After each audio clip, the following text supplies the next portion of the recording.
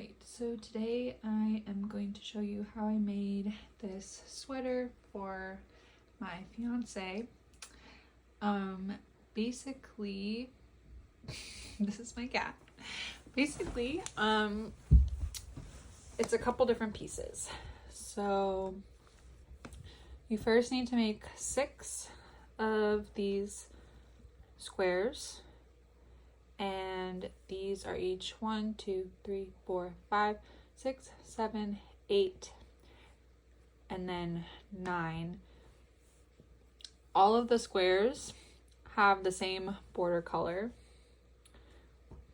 So 8 colors and then 9 makes the border. I used a 5mm hook, and this is a worsted weight wool yarn, the superwash from Knit Picks. So now I will show you how to make the squares. All right, so I like to start my squares with a magic circle.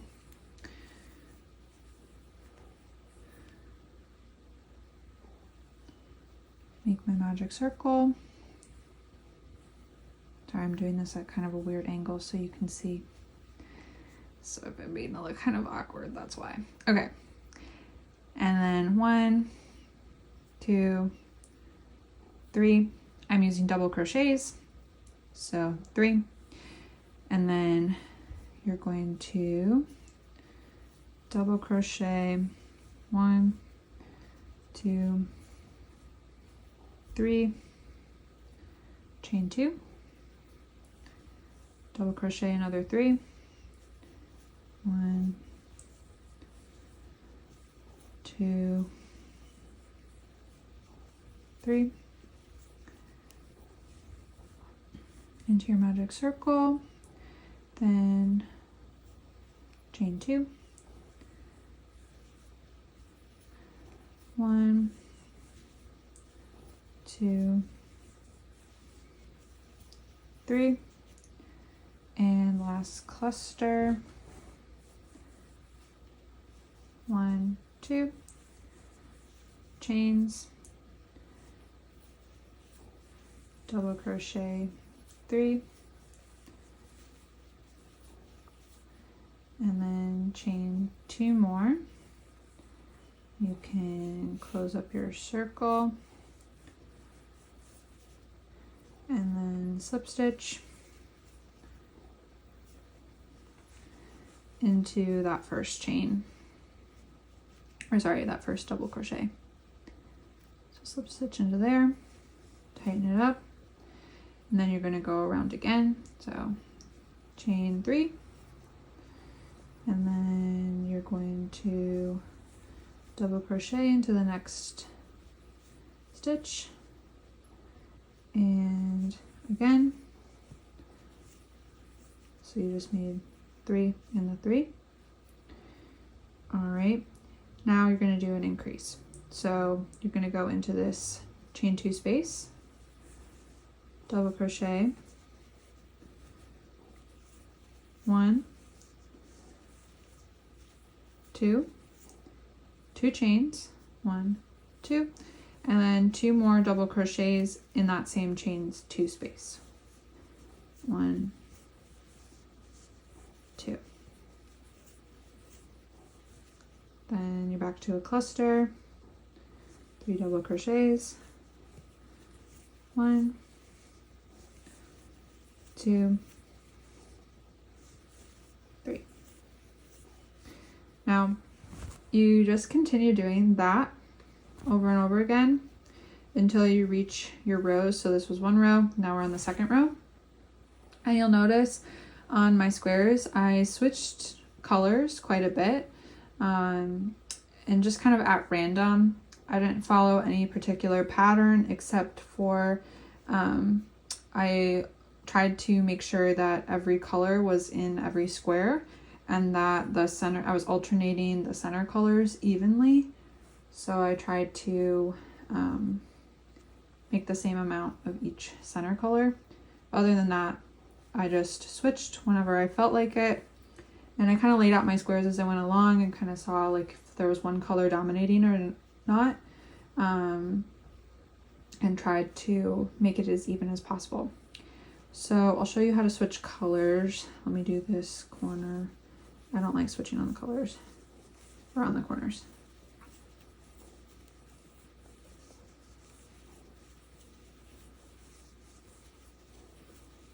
All right, so to switch colors, you're going to yarn over and then go into one of your stitches, pull through a loop, go through like your first part of the double crochet, so go through 2 loops.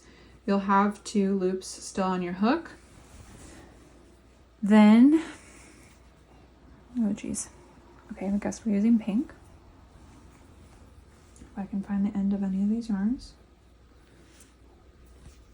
Okay, so then you're going to take your new color and yarn over with it, and then pull it through those last 2 loops like that. And then you're going to take your first color's tail, pull that tight, pull the new color tight, and then you have your 2 little tails here and your new working yarn. So your old working yarn, the tail, and your new working yarn, and 1 loop on your hook. And then you're going to go into your next stitch and double crochet as normal. I like to, especially for this, weave in my ends as I went. So I kind of just worked them in. So I yarned over the back of them so that just kind of get weaved in as I go.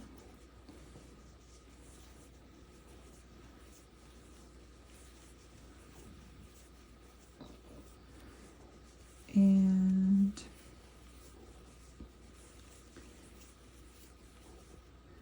you're just going to continue like that. Make sure to cut off your old working yarn, or if you want to be fancy, you could weave it in for a while, and then if you want to switch back to that color, you can pick it back up in the back. But I usually just clipped them off and reincorporated them as I wanted to use them.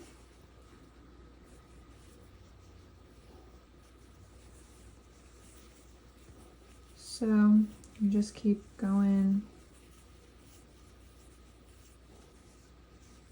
the same pattern,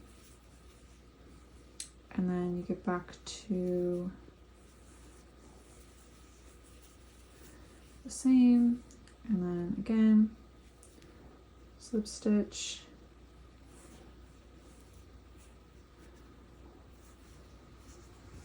and you could yarn over, pull through, and like start a new color at any point. So I'll show you how to do that.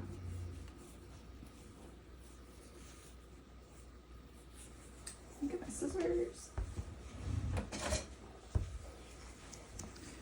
So I'm just gonna cut this off, pulled that through, and I'll cut off that old working yarn. All right, and then let's see if I can get this green. Yeah. All right, so then let's say now I've done 2 rows. I want to start my green, let's say right here. Where'd my hook go? Oh, okay. So I'm gonna start my green. So I'm just gonna put into whichever stitch I want to start at, put my hook through both loops, take this, yarn over, pull through, right, and then pull those 2 loops through, fasten it like so, and then 1, 2 chains, Again, I'm going to work my end in as I go. So I'm putting through both loops and then kind of incorporating that working yarn there. Pull it through. And just continuing on with my pattern. So 1 double crochet in each of the previous double crochets, and then 2 double crochets, 2 chains, 2 more double crochets, and keep going.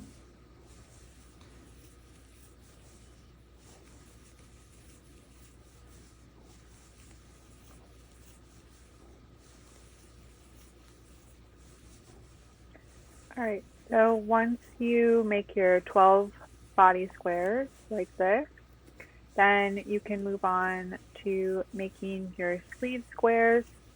And in the next clip, I will tell you how many more of each type of square you need to make. Then for the sleeve, I made this a little bit smaller. This one is 1, 2, 3, 4, 5, 6, and then 7, the border. So you need 4 of these 7-row squares for each sleeve, so 8 of them total. Then for the hood is the biggest square. This one is 1, 2, 3, 4, 5, 6, 7, 8, 9, 10, 11, 12. So 12 rows. That would be 11 with the colors, and then the 12th row, the border. And you need 2 of those, 1 for each side. So that's your squares, and then there's one more, and this is on the back. You're going to have 6 of these small squares that are 1, 2, 3, 4 rows, and these do not have a border color on them.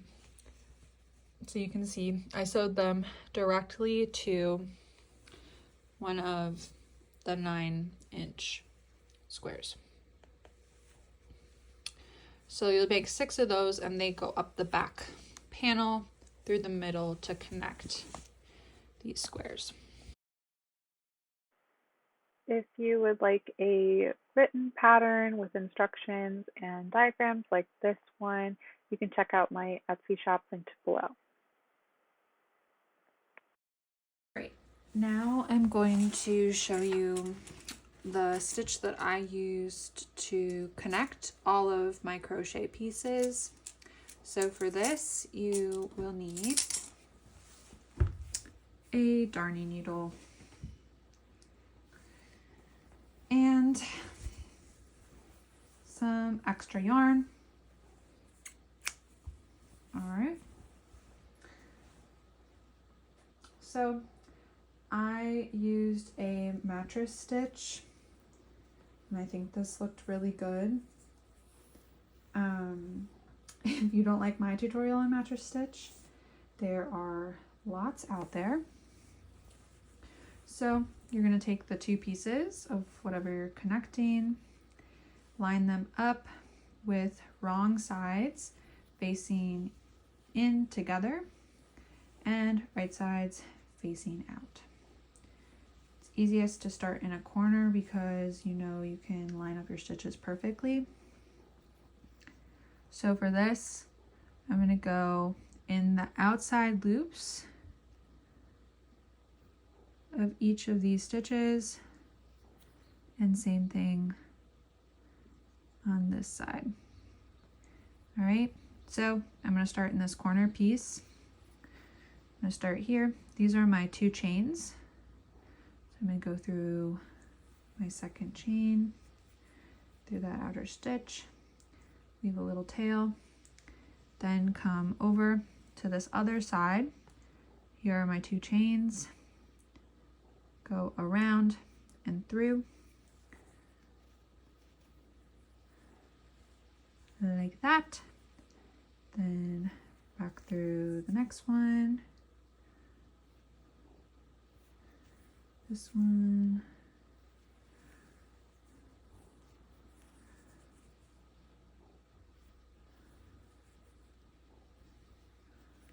Just keep doing that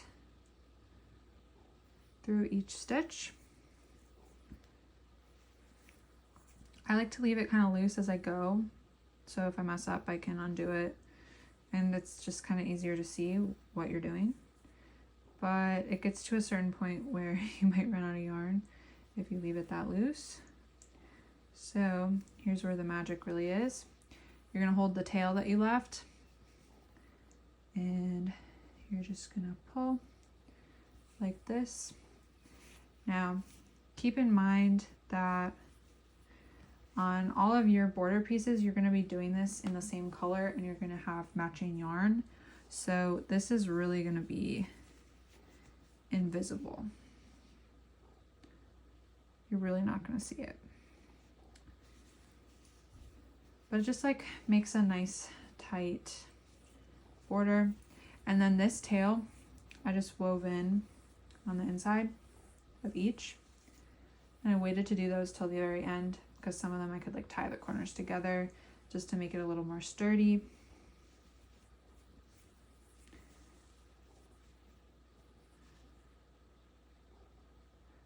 Again, you're just gonna go through all of these, and you should be connecting 2 panels that are the same size when you're doing this, at least for the main pieces.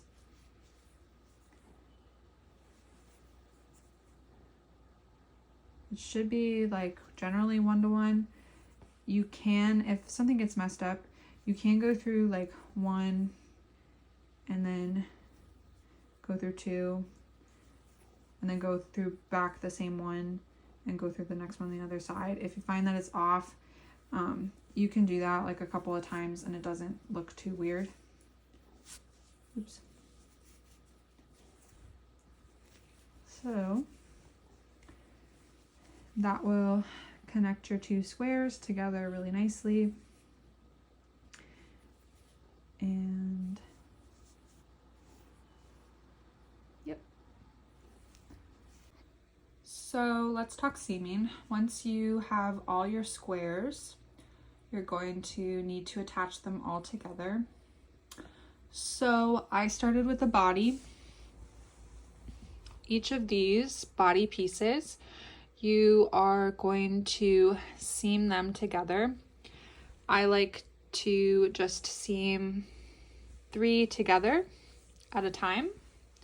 So 1 seam here, 1 seam here, and then do that 2 more times. So you'll have 4 panels of 3. All right. And then you can make your sleeve panels. Again, I made 2 panels of 2. So seaming here and then seaming here. And then I connected this entire length here. Same thing for here, entire length. And then put 2 of your body panels together, and you're gonna seam up this side here. I recommend placing stitch markers. So take your sleeve, put 1 stitch marker in the top, another here, and then I would seam up from the bottom, putting your 2 body pieces together. When you get to the sleeve, go up 1 side, so 1 body piece and 1 sleeve piece, attach those together, and then you can just go around, down, into the armpit and finish there. So then you'll have your sleeve attached to your connected body piece, and this is all going to still be open. And then you're going to do that on the other side. So again, attaching your body pieces, then attaching your sleeve together, excuse me, using your stitch marker to attach your sleeve to your two body pieces, seaming up from the bottom till you get to the armpit, then connecting one body piece to the sleeve piece, go around up over the shoulder, back down the back side into the armpit, and then you're done with that. All right, then to close up your back, this is what the back looks like. So you'll have two panels, so this with your sleeve attached and this with your sleeve attached. So now you need to connect all these little 4-inch squares together to make one long strip of 6. And then to connect your two back panels together, you're going to take this long strip and you're just going to seam up this entire piece right here and do so on the same side. So this is your two back panels, little seams in between here, and one long seam up the entire back. All right. Now you've got that, then it's the hardest part of seaming, which is the hood. The hood's kind of funky in how it is attached because it doesn't match up perfectly with the other squares. It's going to overlap a little bit. So here's a better look at our hood. You have your two 12-inch squares, and you're going to first just attach the two big squares together. You're going to go one and then down this back piece. So you'll be left with the bottom open and the front piece open. So do that. Then you really should use stitch markers because it can get really confusing if you don't. So what I first did was I took this back seam here and I lined it up perfectly in the middle of one of your 4-inch squares. So I would put a stitch marker right there. Then you kind of just go along and attach. So I would put another one here. So this is the back shoulder panel. So I'd put another one here and then kind of work these stitches, attaching them like so.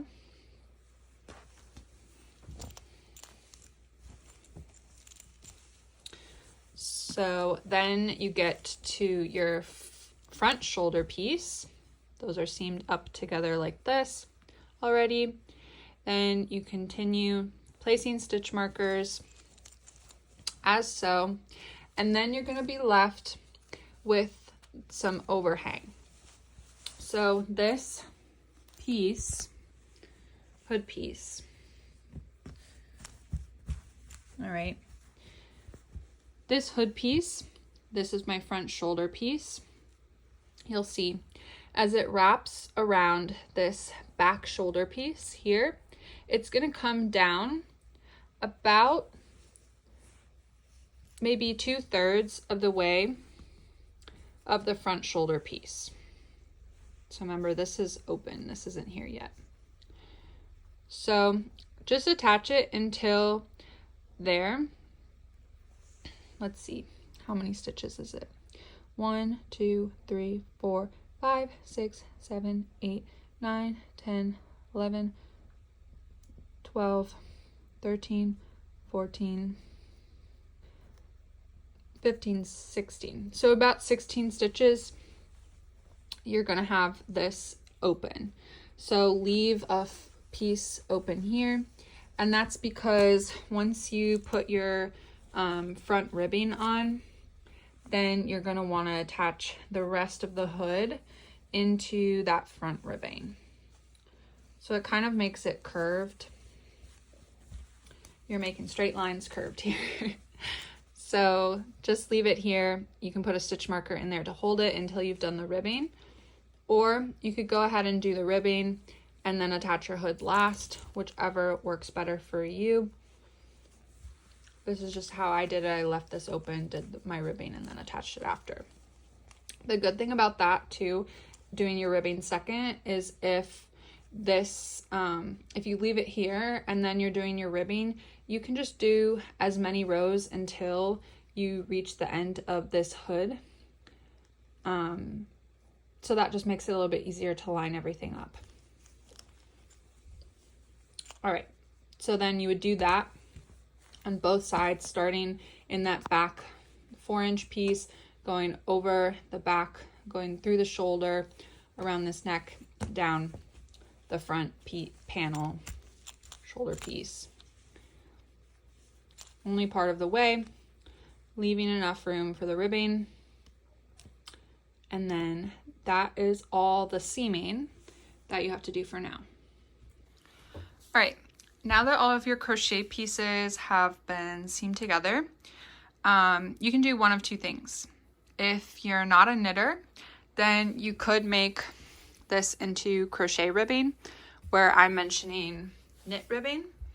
I just prefer knit ribbing, so that's how I did it. But I'll include the measurements, so if you're doing crochet ribbing, just do it to the measurements and you should be fine. Basically, what you're going to do, so this is still open and open at this point. So the first piece that I did the ribbing on was actually the hood, just because I wanted this part done so that once I did this ribbing, I could attach it all and make sure it lined up. That's the part that I had the most anxiety about. So I picked one up in each stitch, going all the way around the two panels that were seamed together, just down to the corner here.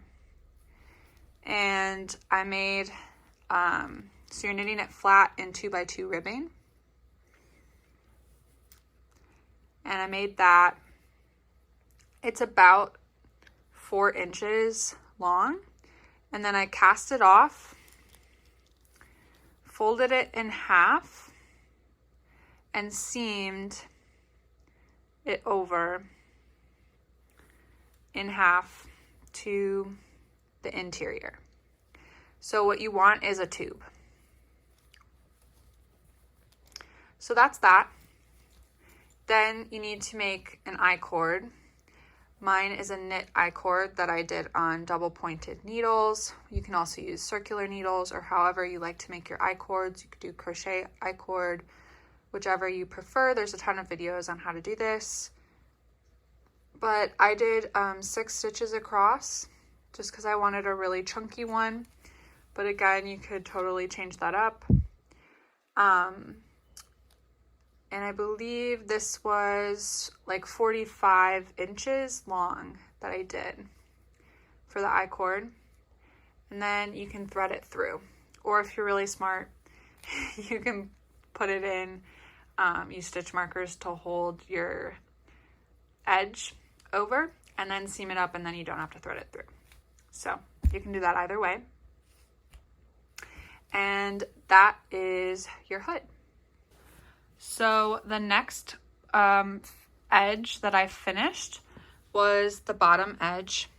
And again, this is in the same border color as my crochet pieces. So I went from this corner all the way around, again, same as what I did with the hood, picking up 1 knit stitch for each crochet stitch, making a 2x2 ribbing, about 1 inch long. I'll have the exact like stitch counts and everything. All the way around to the other corner. So I knit that flat, again, 2.2 ribbing, and then just cast it off loosely so that this would be stretchy. You could also use like a stretchy bind off if you wanted, or whichever bind off preference you have, or if you're doing crochet ribbing, just do it to the same height. All right. Then you're almost done. So next you're going to make the crochet rib, or sorry, the knit ribbing for each side to attach your zipper to. And this should roughly be the same width as these little squares on the back. So everything should be the same width. All right. So you're going to, again, you're going to pick up stitches along this bottom border edge. And then you're also going to pick up, again, stitches in each of your crochet stitches. And once again, a 2x2 rib. Pro tip, you're going to start on the bottom on one side, and then on the opposite side, you'll have to start from the top. But it'll all work out. All right. So just make sure you're doing the opposite on the other side so that it matches up. I kind of messed mine up down here, so don't make the same mistake as I did. And then once you do that, you can finish off this seam with the hood. So take the additional piece of hood that you left unattached. Instead of seaming it down here, you're going to seam it across the top of your ribbing that you just made up to where you added this little border. All right. So do that on both sides, and then it's time to attach the zipper. All right. So now that you've got this, you're getting really close. Now it's time to attach the zipper. I would just pin it to the inside of your ribbing. Make sure you're leaving a little space so that your stitches aren't getting caught in your zipper. This one I really like. I got it on Amazon, and I can link it down below. But I went up one side, kind of closer to the edge of here, and then I went back down just to make it extra secure and not have this like flappy piece, but that's up to you. I didn't like the way it looked at the top here, so I cut this on the bias, folded it over, and sewed that down just because I wanted like a little angled bit. But yeah, it should line up perfectly. And I would take this measurement of the length of your pieces before you order a zipper. The one that I'm going to link, they had lots of different lengths, but I used a 24-inch zipper, and that worked out perfectly with my ribbing. So yeah. And then you would just attach it on both sides, leaving a little space, and then your zipper is attached. And you only have one more step to go. So the last step is the sleeves. And this part you could really customize. My fiance and I both have really long arms, so I definitely needed to add a good amount of length to my sleeve. It wasn't enough to add another square, but it was pretty close. So again, this part I knit in the round, so you could, if you have circular needles, that would be good. I used one short needle and one regular needle with a 9-inch loop, and I was able to do this in the round. Just makes it easier, so then you're not switching as much. But again, 2x2 rib. I used a different color here than my border color, mostly because I ran out. So you can use whatever color you want. But same as all the other borders, I just picked up stitches for each of my crochet stitches, knit in the round until I got to my desired length of the cuff, and then I I bind it off how I prefer to bind off, which is just like regular, kind of loosely regular loose bind off, but you can do whichever look you like. I'm just kind of lazy and don't learn any of the fancy bind off techniques. And yeah, if you did this flat, you totally could. You would just knit flat back and forth till you got your desired length, and then you would just need to seam it up the bottom. So if you don't have circular needles, no problem. And that's the last step. You just do that to both sides, make sure that everything matches up, and then you are ready to put it on. And I will include all the links and everything below with some diagrams, and let me know, share if you make this too.